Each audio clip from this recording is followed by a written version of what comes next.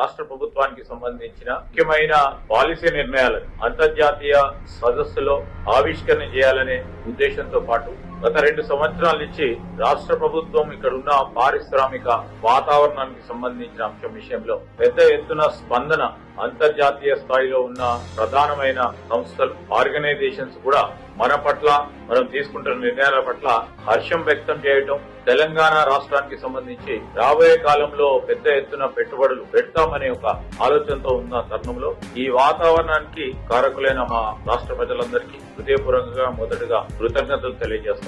2 ప్రధానమైన పాలసీ నిర్ణయాలు. ఒకటి, ఈ రోజు ఐటీ రంగానికి సంబంధించి ఆర్టిఫిషియల్ ఇంటెలిజెన్స్ కు సంబంధించిన ఇన్నోవేషన్ హబ్ ని అక్కడున్న ప్రధానమైన ఐటీ రంగాలకు సంబంధించిన కంపెనీస్, అదే విధంగా నిపుణుల ముందు, ఏఐ నిపుణుల ముందు ఈ ఆవిష్కరణ చేయడం జరిగింది గౌరవ ముఖ్యమంత్రి రేవంత్ రెడ్డి గారి చేతుల మీద.